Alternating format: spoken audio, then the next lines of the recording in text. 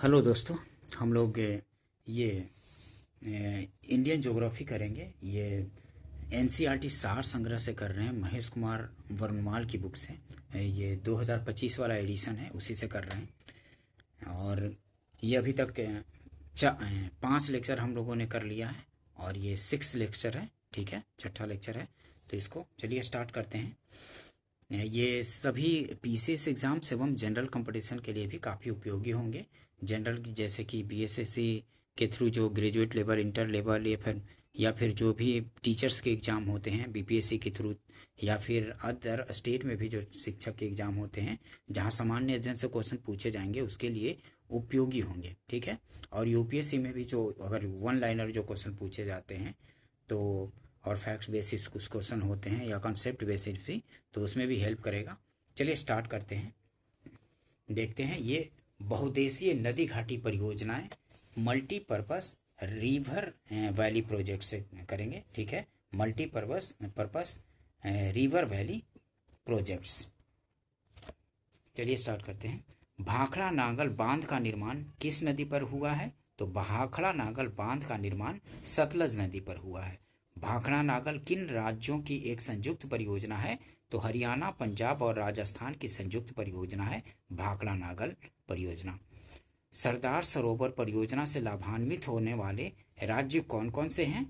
तो गुजरात, महाराष्ट्र, मध्य प्रदेश और राजस्थान जो है सरदार सरोवर परियोजना से लाभान्वित होने वाले राज्य हैं। कौन कौन से? तो गुजरात, महाराष्ट्र, मध्य प्रदेश और राजस्थान है, 4 राज्य हैं। दामोदर परियोजना से कौन से राज्य, ये दामोदर परियोजना में कौन से राज्य सम्मिलित हैं? तो दामोदर परियोजना में पश्चिम बंगाल और झारखंड सम्मिलित है। दामोदर परियोजना में पश्चिम बंगाल और झारखंड सम्मिलित है। सरदार सरोवर बांध से सर्वाधिक लाभ गुजरात राज्य को, जबकि सबसे कम लाभ मध्य प्रदेश को मिलता है। सरदार सरोवर बांध से सबसे अधिक मतलब सर्वाधिक लाभ गुजरात राज्य को प्राप्त होता है, जबकि सबसे कम मध्य प्रदेश को मिलता है, ध्यान रखेंगे इसको। ओंकारेश्वर परियोजना किस नदी पर स्थित है? तो ओंकारेश्वर परियोजना नर्मदा नदी पर स्थित है। हीराकुंड बांध किस राज्य में है? तो हीराकुंड बांध ओडिशा राज्य में है, ठीक है। महानदी पर बनाया गया है हीराकुंड बांध, ठीक है। किस राज्य में? तो ओडिशा में। भारत का सबसे पुराना जल शक्ति उत्पादन केंद्र कौन सा है? तो शिव समुद्रम जो है भारत का सबसे पुराना जल शक्ति हाइड्रो पावर उत्पादन केंद्र कौन सा? तो शिव समुद्रम है। तपोवन और विष्णुगढ़ जल विद्युत परियोजनाएं किस राज्य में है? तो तपोवन और विष्णुगढ़ जल विद्युत परियोजनाएं उत्तराखंड में है। तपोवन और विष्णुगढ़ जल विद्युत परियोजनाएं उत्तराखंड में है। और नर्मदा, ये नागार्जुन सागर परियोजना किस नदी पर निर्मित है? तो नागार्जुन सागर परियोजना कृष्णा नदी पर निर्मित है, इसको ध्यान रखेंगे। नेक्स्ट क्वेश्चन देखते हैं। नागार्जुन सागर परियोजना किन 2 राज्यों में स्थित है? तो नागार्जुन सागर परियोजना आंध्र प्रदेश और तेलंगाना राज्यों में स्थित है, ठीक है। 2 राज्यों में है। नागार्जुन सागर परियोजना आंध्र प्रदेश और तेलंगाना में स्थित है। और बहुउद्देशीय पोलावरम सिंचाई परियोजना ओडिशा, छत्तीसगढ़, आंध्र प्रदेश एवं तेलंगाना राज्यों के मध्य विवादित है। ये बहुउद्देशीय जो पोलावरम सिंचाई परियोजना जो है ओडिशा, छत्तीसगढ़, आंध्र प्रदेश एवं तेलंगाना राज्यों के मध्य विवादित है। गांधी सागर बांध किस परियोजना का भाग है? तो गांधी सागर बांध किस परियोजना का भाग है? तो चंबल परियोजना का भाग है गांधी सागर बांध। नेक्स्ट क्वेश्चन देखते हैं। जवाहर सागर बांध किस राज्य में स्थित है? तो जवाहर सागर बांध जो है राजस्थान राज्य में स्थित है। जवाहर सागर बांध राजस्थान में। टिहरी बांध उत्तराखंड के किस नदी पर निर्मित किया गया है? तो टिहरी बांध जो है उत्तराखंड में भागीरथी नदी पर निर्मित किया गया है। तिलैया, मैथान, बेल पहाड़ी बांध किस नदी पर निर्मित है? तो बराकर नदी पर निर्मित की गई है। कौन सी? तो तिलैया, मैथान और बेल पहाड़ी बांध बराकर नदी पर निर्मित की गई है। दामोदर घाटी निगम की स्थापना किस वर्ष हुई थी? तो 1948 में हुई थी दामोदर घाटी निगम की स्थापना। सतलज नदी पर बनाए गए हिमाचल बांध का मुख्य उद्देश्य भाखड़ा बांध में आने वाली तलछट मिट्टी को रोकना था। सतलज नदी पर बनाए गए हिमाचल बांध का मुख्य उद्देश्य भाखड़ा बांध में आने वाली तलछट मिट्टी को रोकना था। भारत में प्रथम जल विद्युत संयंत्र हाइड्रो पावर प्लांट की स्थापना कहाँ की गई थी? तो भारत में प्रथम जल विद्युत संयंत्र हाइड्रो पावर प्लांट की स्थापना की गई थी, दार्जिलिंग में की गई थी। ध्यान रखेंगे, भारत में प्रथम जल विद्युत संयंत्र या हाइड्रो पावर प्लांट की स्थापना कहाँ की गई थी? तो दार्जिलिंग में की गई थी। इसको ध्यान रखेंगे, काफी बार पूछा जाता है। भारत की नदियों पर स्थित प्रमुख परियोजनाओं के बारे में देख लेते हैं। भारत की नदियों पर स्थित प्रमुख परियोजनाएं कौन कौन सी हैं, देखते हैं। सतलज नदी पर भाखड़ा नागल, गोविंद सागर बांध, नाथपा झाकरी बांध और कोल बांध है। ठीक है, सतलज नदी पर कौन कौन? भाखड़ा नागल, गोविंद सागर बांध और नाथपा झाकरी बांध और कोल बांध है। झेलम नदी पर किशनगंगा तुलबुल परियोजना है। और चिनाव नदी पर कौन सा है? तो सलाल बांध, दुलहस्ती अस्किनी बांध और बगलिहार है चिनाव नदी पर। रावी नदी पर थीन बांध, चेमेरा परियोजना। और ब्यास नदी पर पोंग व हरिके बांध है। गंगा नदी पर टिहरी बांध, भागीरथी और फरक्का बांध है। ठीक है, गंगा नदी पर टिहरी बांध, भागीरथी पर और फरक्का बांध है। यमुना नदी पर लखवर ब्यासी बांध है, लखवर ब्यासी बांध यमुना नदी पर। रामगंगा नदी पर कालागढ़ बांध, रामगंगा परियोजना।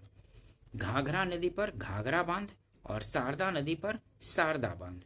गंडक नदी पर त्रिवेणी के पास बैराज है, गंडक नदी पर त्रिवेणी के पास बैराज। और कोसी नदी पर कोसी परियोजना।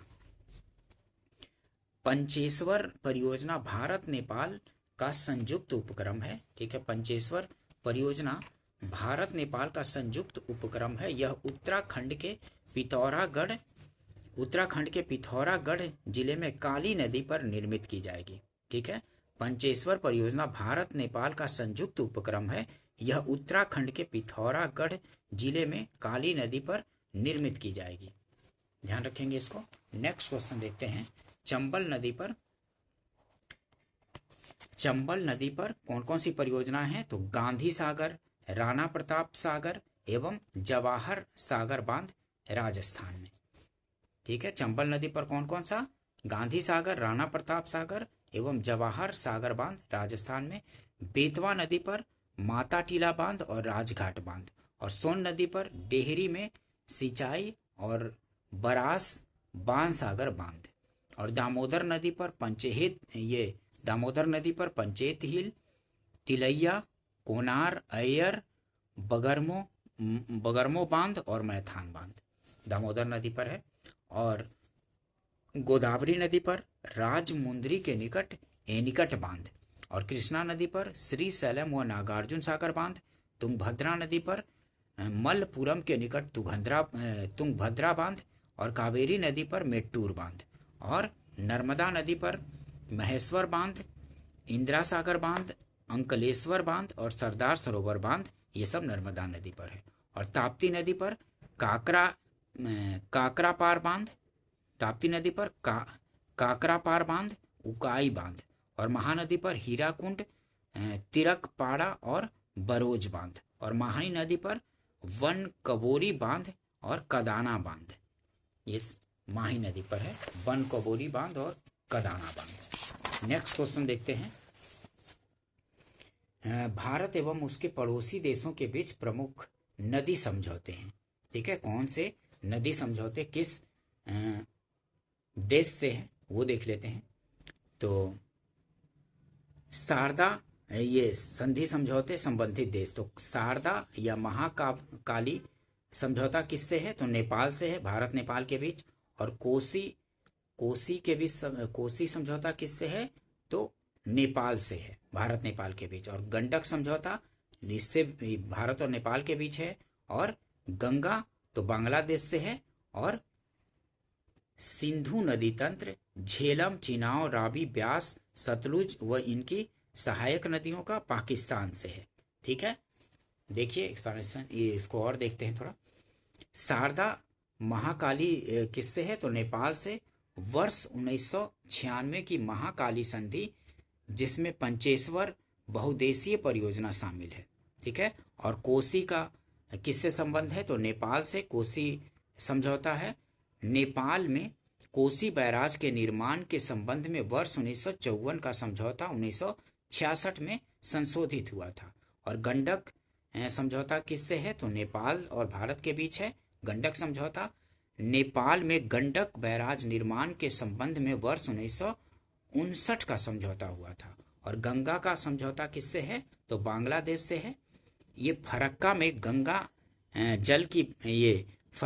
गंगा जल की भागीदारी के संबंध में वर्ष 1996 की भारत बांग्लादेश संधि है। और सिंधु नदी तंत्र, झेलम, चिनाब, रावी, ब्यास, सतलुज व इनकी सहायक नदियां का तो पाकिस्तान से है। सिंधु नदी तंत्र के जल के सार्थक एवं संतोषजनक उपयोग के लिए सिंधु नदी जल 1960 समझौता हुआ था। सिंधु नदी का समझौता पाकिस्तान से, जो कि ये इसको भारत द्वारा इसको अभी स्टे लगा दिया गया इस पे। ठीक है, सिंधु नदी समझौता पे, जो पाकिस्तान से हुआ था।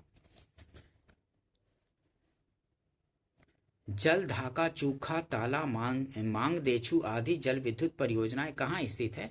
तो भूटान में भारत के सहयोग से निर्मित हुई है।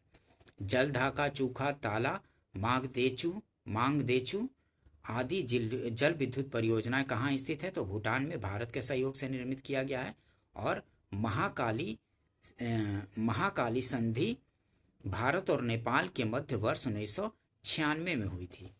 और तेलुगु गंगा परियोजना किन राज्यों की संयुक्त परियोजना है? तो तमिलनाडु, आंध्र प्रदेश और कर्नाटक की संयुक्त परियोजना है तेलुगु गंगा परियोजना। और मयूराक्षी परियोजना किस राज्य में स्थित है? तो पश्चिम बंगाल में स्थित है मयूराक्षी परियोजना। ठीक है। कालपोंग जल विद्युत परियोजना कहाँ अवस्थित है? तो कालपोंग जल विद्युत परियोजना जो है अंडमान एवं निकोबार द्वीप समूह में है। इसको ध्यान रखेंगे, कालपोंग जल विद्युत परियोजना को। जवाहरलाल नेहरू ने बहुदेशीय नदी घाटी परियोजनाओं को आधुनिक भारत की मंदिर की संज्ञा दी थी। अलमट्टी बांध किस नदी पर निर्मित है? तो कृष्णा नदी पर निर्मित है अलमट्टी बांध। और भारत में सबसे पुराना जल विद्युत स्टेशन कौन सा है? तो भारत में सबसे पुराना जल विद्युत स्टेशन है सिद्रापोंग। ठीक है, पश्चिम बंगाल में है। सबसे पुराना जल विद्युत स्टेशन है सिद्रापोंग है। नेक्स्ट देखते हैं, भारत राष्ट्रीय जल परियोजना नदियों को जोड़ने के लिए क्या लाया गया है? भारत राष्ट्रीय जल परियोजना नदियों को जोड़ने के लिए लाया गया है। कोसी मेची को जोड़ने के लिए लाया गया है। कोसी घाघरा को, गंडक को गंगा से, घाघरा यमुना को, शारदा यमुना, गंगा दामोदर सुवर्ण रेखा, महानदी गोदावरी और गोदावरी कृष्णा, केन बेतवा और पार्वती काली सिंध और चंबल को जोड़ने के लिए, पार तापी और नर्मदा को, दमन गंगा और पिंजाल और बेदती वर्धा और नेत्रवती हेमावती को जोड़ने के लिए लाया गया है। ठीक है, ये सब नदियों को जोड़ने के लिए भारत राष्ट्रीय जल परियोजना लाया गया है। जो नदियां हिमालय निर्माण के पूर्व से ही प्रवाहित होती आ रही है उन्हें पूर्ववर्ती नदियां कहते हैं। जो नदियां हिमालय निर्माण के पूर्व से ही प्रवाहित होती आ रही हैं उन्हें पूर्ववर्ती नदियां कहते हैं। जैसे कि जो गंगा है, सतलज है और ब्रह्मपुत्र है, ये सब जब हिमालय का निर्माण हो रहा था या उसके पहले से ही ये नदियां प्रवाहित हो रही थी तो उसी को पूर्ववर्ती नदियां कहते हैं। ठीक है, नेक्स्ट क्वेश्चन देखते हैं। किशन गंगा परियोजना किस राज्य में स्थित है? तो किशन गंगा परियोजना जो है वो जम्मू कश्मीर राज्य में स्थित है। किशन गंगा परियोजना जम्मू कश्मीर राज्य में स्थित है। मेजा बांध राजस्थान का निर्माण किस नदी पर हुआ है? तो मेजा बांध का निर्माण कोठारी नदी पर है। और बगलिहार पन विद्युत परियोजना किस राज्य में स्थित है? तो जम्मू कश्मीर में स्थित है बगलिहार पन विद्युत परियोजना। और सुइल नदी परियोजना किस राज्य में स्थित है? तो हिमाचल प्रदेश में स्थित है सुइल नदी परियोजना। और बहुउद्देशीय परियोजनाएं सिंचाई के अतिरिक्त पेयजल आपूर्ति, बाढ़ नियंत्रण, जल विद्युत उत्पादन, नदी नहर परिवहन और पर्यटन आदि अनेक दृष्टि से महत्वपूर्ण है। कल्पसर परियोजना किस राज्य में अवस्थित है? तो गुजरात में अवस्थित है कल्पसर परियोजना। तीस्ता जल विद्युत परियोजना किस राज्य में स्थित है? तो सिक्किम में स्थित है तीस्ता जल विद्युत परियोजना। और दुलहस्ती जल विद्युत स्टेशन किस नदी पर निर्मित किया गया है? तो दुलहस्ती जल विद्युत स्टेशन चिनाव नदी पर निर्मित किया गया है।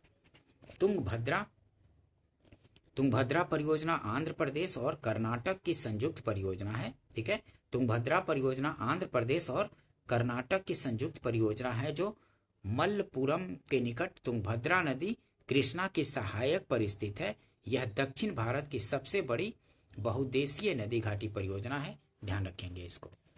नेक्स्ट देखते हैं, कावेरी नदी के जल बंटवारे का विवाद किन राज्यों के मध्य है? तो कावेरी नदी के जल बंटवारे का विवाद तमिलनाडु, कर्नाटक, केरल और पुडुचेरी के बीच में है।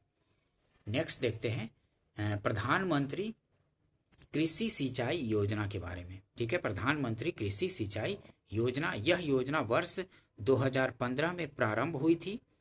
इस योजना को वर्ष 2025-26 तक विस्तारित कर दिया गया है। इस योजना का मुख्य उद्देश्य सिंचाई को प्रभावी बनाते हुए प्रत्येक खेत तक किसी न किसी माध्यम से सिंचाई सुविधा सुनिश्चित करना है। इस योजना का क्रियान्वयन जल संसाधन, नदी विकास एवं गंगा संरक्षण मंत्रालय, ग्रामीण विकास मंत्रालय तथा कृषि एवं किसान कल्याण मंत्रालय द्वारा किया जा रहा है। नेक्स्ट क्वेश्चन देखते हैं, एक कृषि से संबंधित देखेंगे। ठीक है, कृषि से संबंधित क्वेश्चन। एग्रीकल्चर शब्द की उत्पत्ति लैटिन भाषा के दो शब्दों से हुई है, एग्री अर्थात मृदा तथा कल्चर अर्थात कृषि। ठीक है, कल्टीवेशन।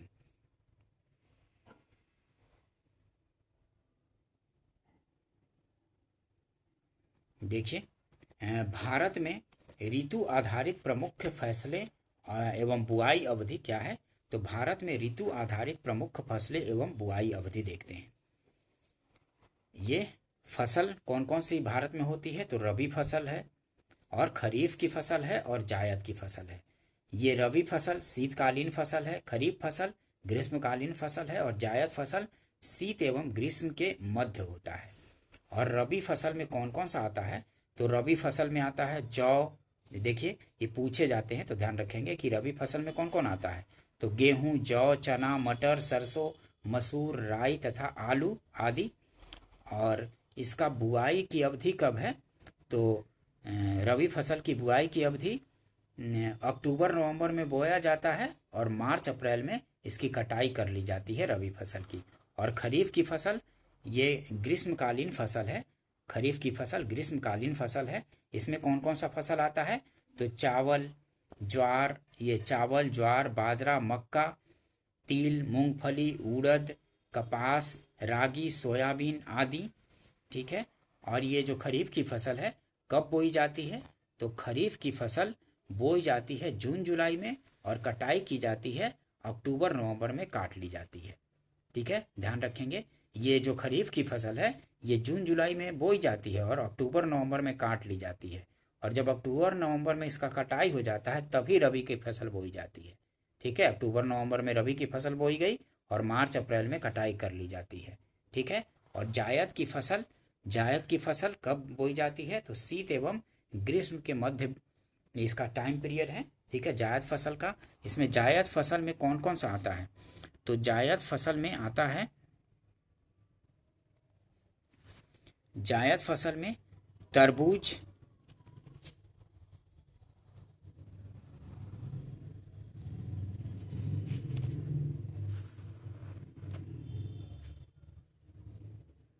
जायद फसल में आता है तरबूज, खरबूज, ककड़ी, खीरा,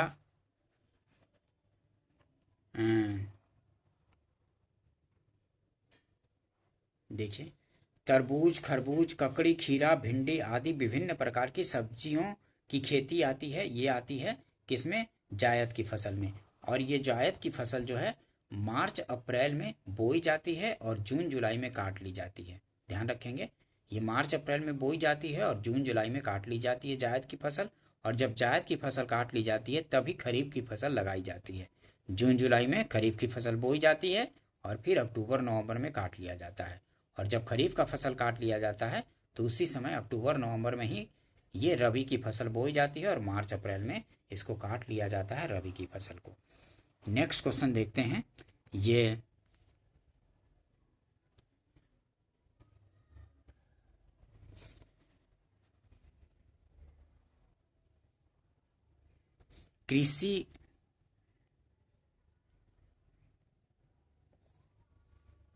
कृषि में युग्म पैदावार क्या आशय है? ठीक है, कृषि में युग्म पैदावार का क्या आशय है?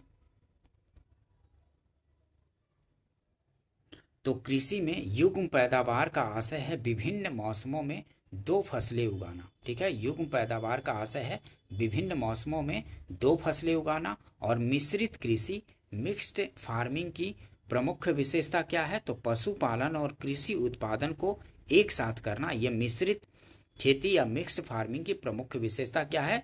तो पशुपालन और कृषि उत्पादन को एक साथ करना। ठीक है, ध्यान रखेंगे। और भारत में संकार्य चालू जोतों का सबसे बड़ा औसत आकार किस राज्य में है?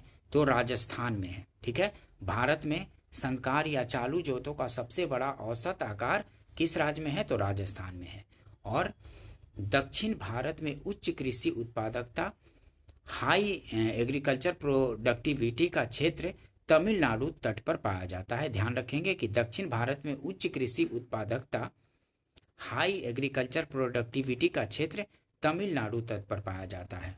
और भारत में रासायनिक उर्वरकों के दो सबसे बड़े उपभोक्ता राज्य कौन से हैं? तो उत्तर प्रदेश और महाराष्ट्र हैं। ठीक है, रासायनिक उर्वरकों के दो सबसे बड़े उपभोक्ता राज्य, ठीक है, उत्तर प्रदेश और महाराष्ट्र हैं। ध्यान रखेंगे, इसको कई बार पूछ दिए जाते हैं।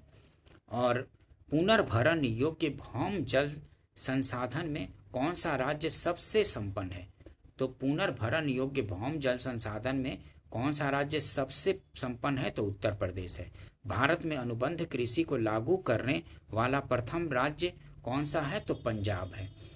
गेहूं की अच्छी कृषि के लिए कौन सी भौगोलिक दशाएं आवश्यक है? तो मध्यम ताप और मध्यम वर्षा। ये गेहूं की अच्छी कृषि के लिए भौगोलिक दशाएं आवश्यक क्या है? तो मध्यम ताप और मध्यम वर्षा। और देखते हैं, चावल की कृषि के लिए 100 सेंटीमीटर से अधिक वर्षा और 25 डिग्री सेंटीग्रेड उच्च तापमान आदर्श जलवायु दशाएं मानी जाती हैं। और कल्याण सोना किस फसल की एक किस्म है? तो गेहूं की किस्म है कल्याण सोना। ध्यान रखेंगे।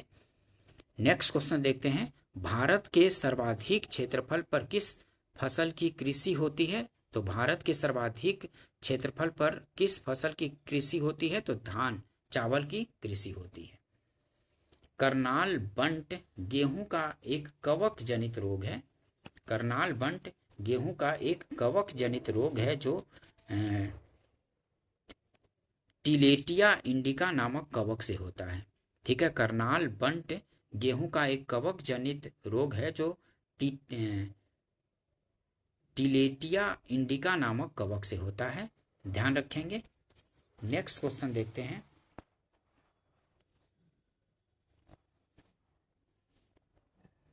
ये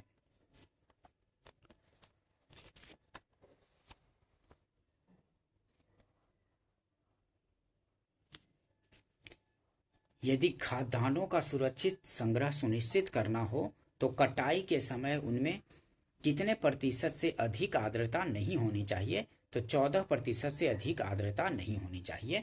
ठीक है, यदि खाद्यान्नों को सुरक्षित संग्रह सुनिश्चित करना हो तो कटाई के समय उनमें कितने प्रतिशत से अधिक आर्द्रता नहीं होनी चाहिए? तो 14% से अधिक आर्द्रता नहीं होनी चाहिए। ठीक है, ध्यान रखेंगे इसके बारे में। नेक्स्ट देखते हैं, भारत की प्रमुख खाद्यान्न फसल कौन सी है? तो प्रमुख खाद्यान्न फसल जो है चावल है। और एक फैक्ट याद रखेंगे कि अभी पूरे विश्व में सबसे ज़्यादा चावल उत्पादन कहाँ होता है? तो अब भारत में होता है, चीन को पछाड़ दिया गया है। ठीक है, चावल उत्पादन में अब भारत विश्व में प्रथम स्थान पे आ गया है। ठीक है, ये चीज़ ध्यान रखेंगे। और यूपी उत्तर प्रदेश में सबसे ज़्यादा अब चावल उत्पादन होता है, ये भी ध्यान रखेंगे, ये नया फैक्ट है। और सबसे ज़्यादा विश्व में चावल उत्पादन कहाँ, तो इंडिया में ही होता है अब, ये चाइना को पछाड़ करके नंबर 1 हो गया है। मक्का मुख्य खरीफ की फसल है, परंतु इसकी खेती वर्ष भर खरीफ, रबी तथा जायद तीनों फसल ऋतुओं में की जा सकती है।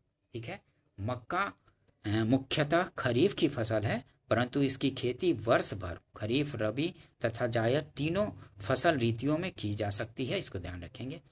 नेक्स्ट देखते हैं, भारत में चावल की खेती के अंतर्गत सर्वाधिक क्षेत्र किस राज्य में पाया जाता है, तो उत्तर प्रदेश में पाया जाता है सर्वाधिक क्षेत्र, और सबसे ज़्यादा चावल उत्पादन भी उत्तर प्रदेश में ही होता है। भारत के किस क्षेत्र को चावल का कटोरा, बॉल ऑफ राइस कहा जाता है, तो कृष्णा गोदावरी डेल्टा क्षेत्र को कहा जाता है। जया, पद्मा, पूषा, सुगंधा 5, जमुना एवं कृष्णा किस फसल की उन्नत किस्में हैं, तो धान की। ग्रीन गोल्ड किसकी किस्म है, तो चाय की किस्म है ग्रीन गोल्ड। नेक्स्ट क्वेश्चन देखते हैं, धान की फसल में किस जीव का प्रयोग जैव उर्वरक के रूप में किया जाता है, तो नील हरित शैवाल का किया जाता है धान की फसल में जैव उर्वरक नील हरित शैवाल का। ये मध्य प्रदेश के किस जिले को कपास की खेती के कारण सफेद सोने का क्षेत्र कहा जाता है, तो खरगोन जिला को। मध्य प्रदेश के किस जिले को कपास की खेती के कारण सफेद सोने का क्षेत्र कहा जाता है, तो खरगोन जिला को कहा जाता है। भारत के किस राज्य को शक्कर का कटोरा, बॉल ऑफ शुगर कहा जाता है, तो उत्तर प्रदेश को कहा जाता है। यहीं पे सबसे ज़्यादा शुगर या गन्ने का उत्पादन होता है, और दूसरे नंबर पे महाराष्ट्र है। भारत की सभी फसलों में से गन्ने की फसल के अंतर्गत उसके शुद्ध सकल कृषि क्षेत्र के सिंचित क्षेत्र का प्रतिशत सर्वाधिक है। ठीक है, भारत की सभी फसलों में से गन्ने की फसल के अंतर्गत उसके शुद्ध सकल कृषि क्षेत्र के सिंचित क्षेत्र का प्रतिशत सर्वाधिक है। परभानी शक्ति किसकी किस्म है, तो जैव संवर्धन ज्वार की किस्म है। परभानी शक्ति किसकी किस्म है, तो जैव संवर्धित ज्वार की किस्म है, ध्यान रखेंगे इसको। नेक्स्ट क्वेश्चन देखेंगे,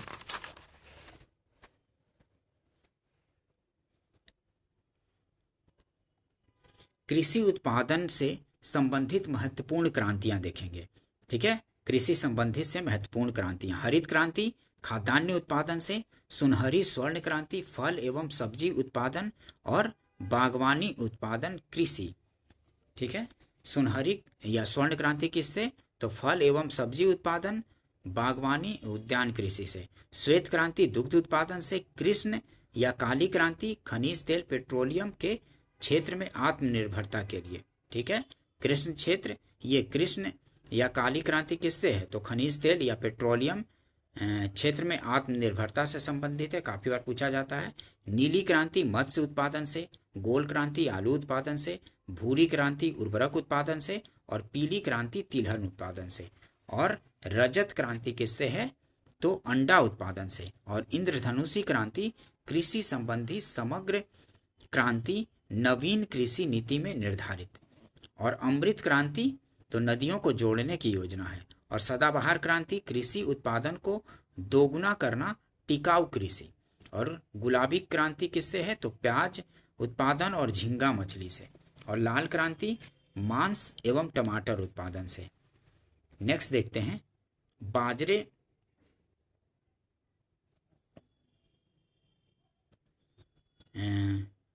बाजरे की कृषि किस जलवायु में की जाती है, तो उष्ण एवं शुष्क जलवायु में की जाती है बाजरे की कृषि। ध्यान रखें कि बाजरे की कृषि किस जलवायु में की जाती है, तो उष्ण एवं शुष्क जलवायु में। शुष्क भूमि के लिए सर्वाधिक उपयुक्त फसल कौन सी है, तो मूंगफली है। औस और बोरो किस फसल की किस्में हैं, तो धान की किस्में हैं। भारत में सोयाबीन का अग्रणी उत्पादक राज्य कौन सा है, तो मध्य प्रदेश है सोयाबीन का अग्रणी उत्पादक।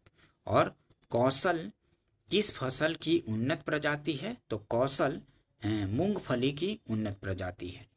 प्रमुख कृषि संगठन एवं मुख्यालय के बारे में देखेंगे। प्रमुख कृषि संगठन एवं मुख्यालय के बारे में, भारतीय दलहन अनुसंधान संस्थान कहाँ है मुख्यालय इसका? कानपुर में।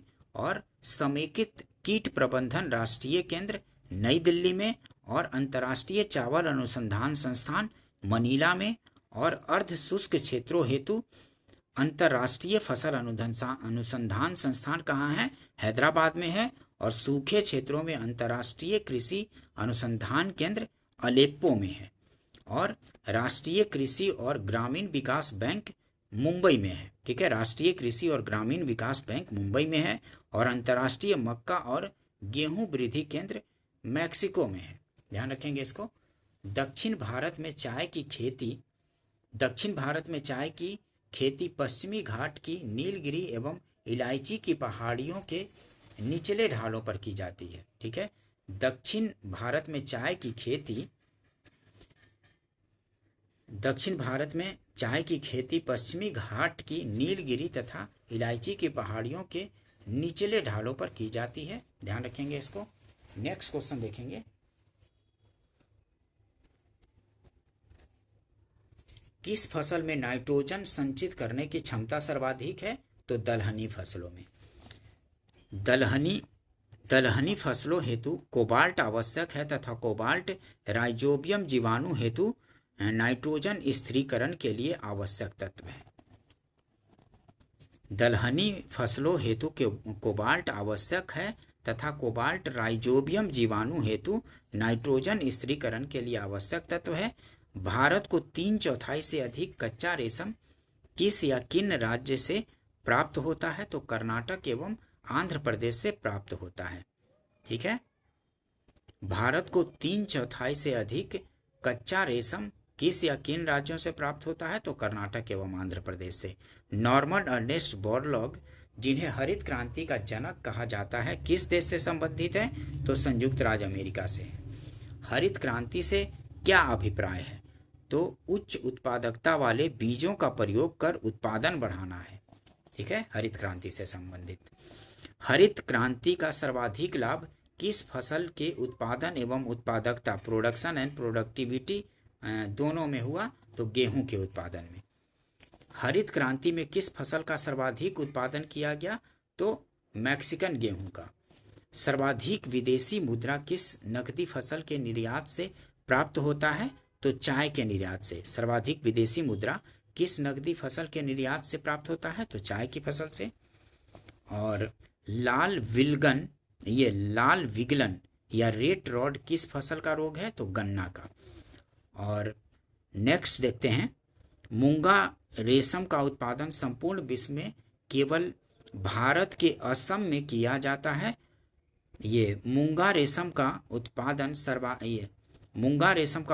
संपूर्ण विश्व में केवल भारत के असम में किया जाता है। इसे वर्ष 2007 में भौगोलिक संकेतक ज्योग्राफिकल इंडिकेशन GI टैग का दर्जा प्राप्त हो चुका है। ठीक है, मूंगा रेशम संपूर्ण विश्व में केवल भारत में असम में किया जाता है। ध्यान रखेंगे इसको। तिलहन प्रौद्योगिकी मिशन की स्थापना किस वर्ष की गई? तो तिलहन प्रौद्योगिकी मिशन की स्थापना 1986 में की गई थी। मक्के की फसल तैयार करने की औसत अवधि कितनी है? तो मक्के की फसल तैयार करने की औसत अवधि लगभग 90 से 120 दिन है। नेक्स्ट देखते हैं, प्रमुख कृषि बोर्ड एवं मुख्यालय के बारे में देखते हैं। कॉफी बोर्ड कहाँ है? तो बेंगलुरु कर्नाटक में है मुख्यालय इसका। और रबर बोर्ड कहाँ है? तो कोट्टायम केरल में है। और चाय बोर्ड कोलकाता पश्चिम बंगाल में है। और तंबाकू बोर्ड कहाँ है? तो गुंटूर आंध्र प्रदेश में है। और मसाला बोर्ड कोच्चि केरल में है। और राष्ट्रीय मांस व पोल्ट्री बोर्ड नई दिल्ली में है। और भारतीय अंगूर प्रसंस्करण बोर्ड कहाँ है? तो पुणे महाराष्ट्र में है। इसको ध्यान रखेंगे, काफी बार पूछे जाते हैं। नेक्स्ट क्वेश्चन देखते हैं, भारत में झूम कृषि के प्रकार हैं ये भी पूछ दिए जाते हैं। झूम कृषि के प्रकार मैच करने के लिए दे देंगे, या फिर ऐसे भी कई बार झूम का नाम दे देगा और किस राज्य में इस प्रकार के या किस देश में, तो पूछ दिया जाता है। क्षेत्र और झूम कृषि के प्रकार, तो उत्तर पूर्वी राज्य असम, मेघालय, मिजोरम और नागालैंड में झूम बोला जाता है, झूम कृषि के प्रकार को। ठीक है, झूम कहाँ कहाँ, तो उत्तर पूर्वी राज्य असम, मेघालय, मिजोरम और नागालैंड में।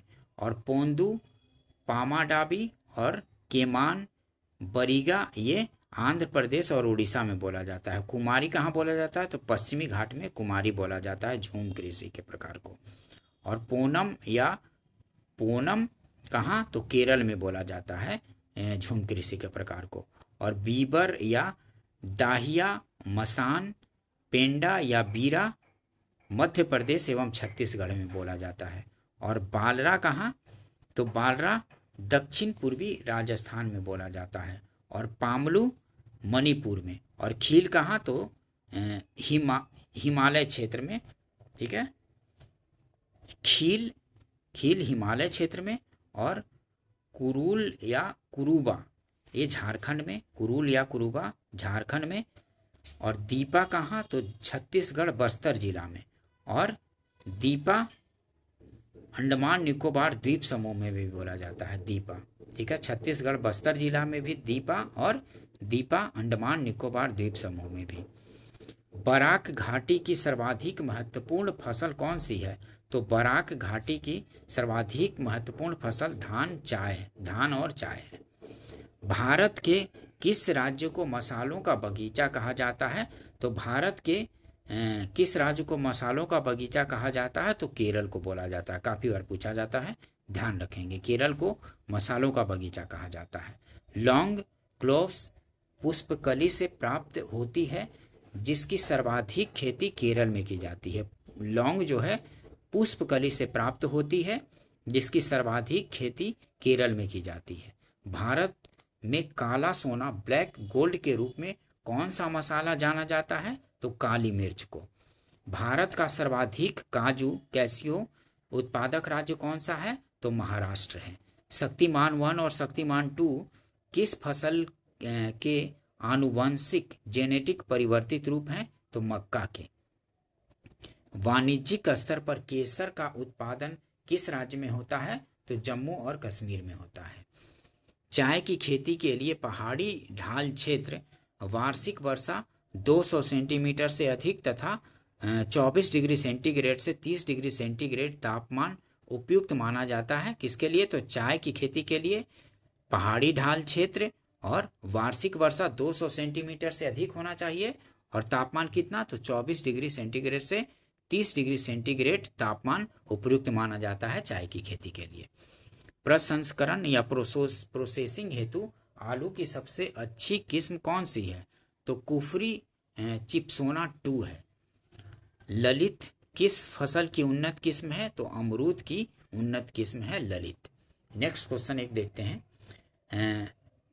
मालवीय विकास, अमर, आजाद, बहार, पारस आदि अरहर तूर की प्रमुख किस्में हैं। कौन कौन सी, तो मालवीय विकास, अमर, आजाद, बहार, पारस आदि अरहर तूर की प्रमुख किस्में हैं। ध्यान रखेंगे इसको। नेक्स्ट क्वेश्चन देखेंगे।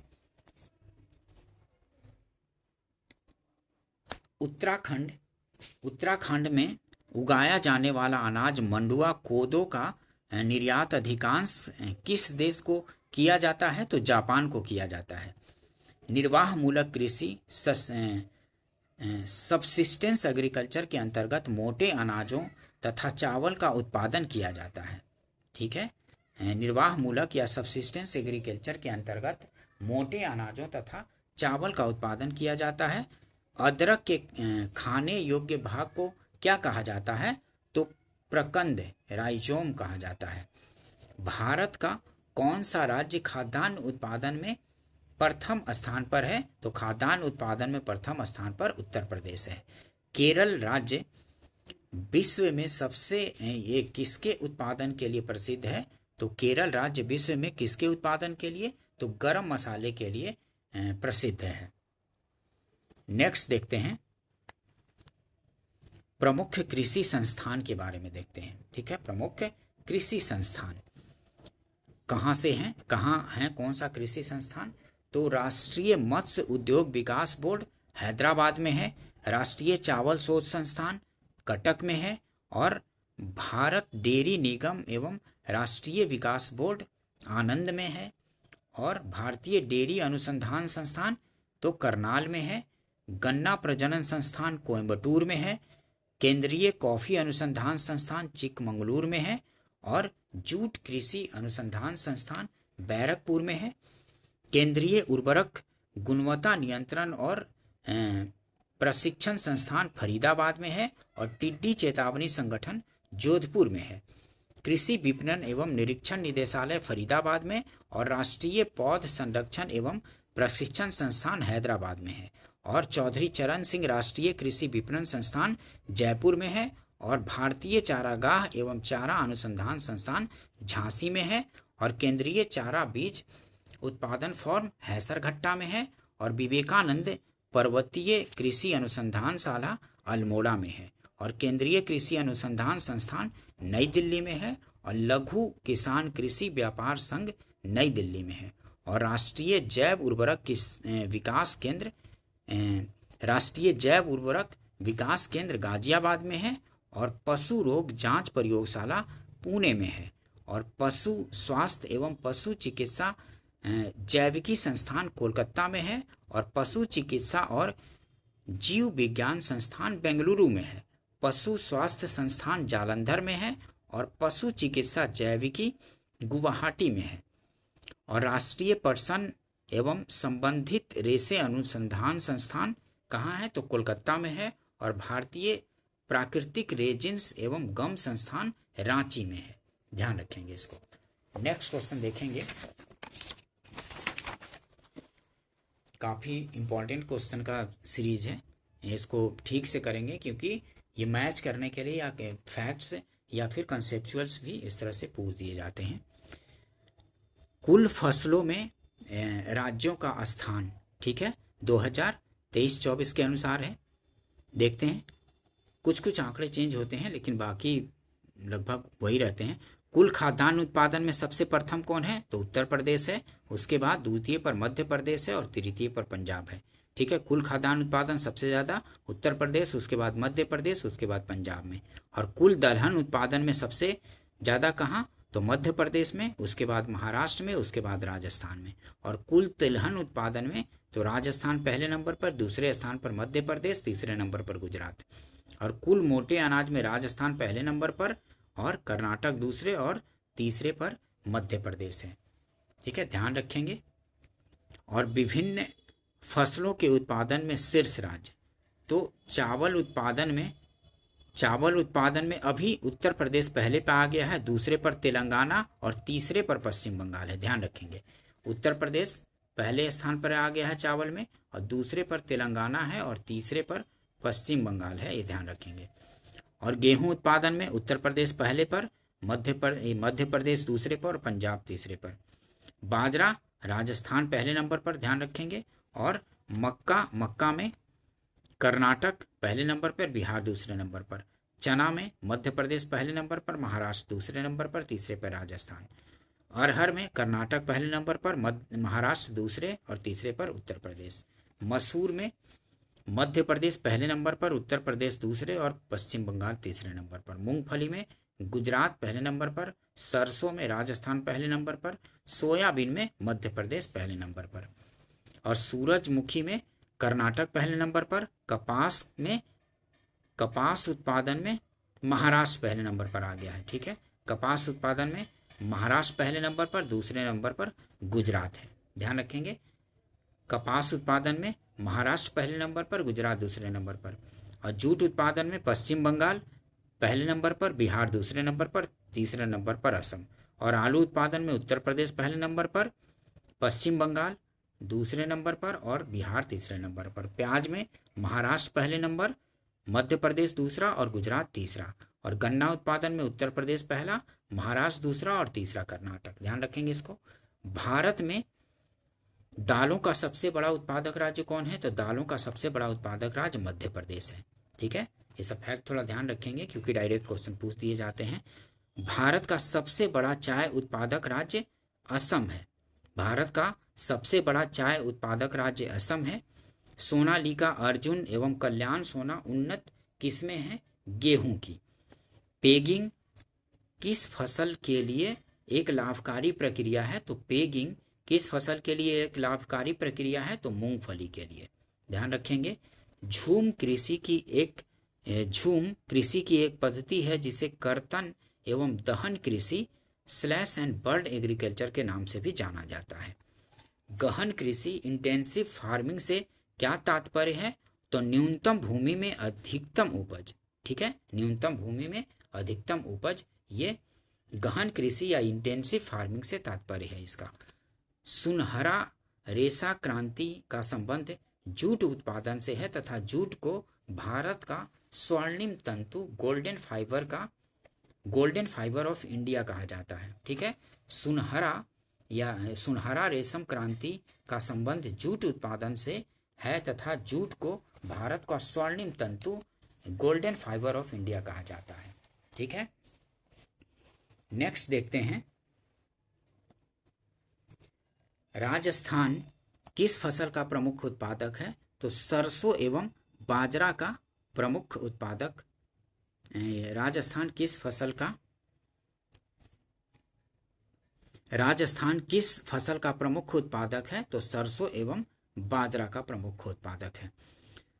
दोस्तों, अगर सेशन पसंद आया हो तो इसको लाइक कीजिए, अपने फ्रेंड्स सर्किल में शेयर भी कर दीजिए और इसको चैनल को सब्सक्राइब भी कर लीजिए ताकि इस तरह के इम्पोर्टेंट वीडियो आप लोग को मिलता रहे और आप लोगों की तैयारी बेहतर होते रहे। ठीक है दोस्तों, मिलते हैं नेक्स्ट वीडियो में। वीडियो देखने के लिए थैंक यू दोस्तों।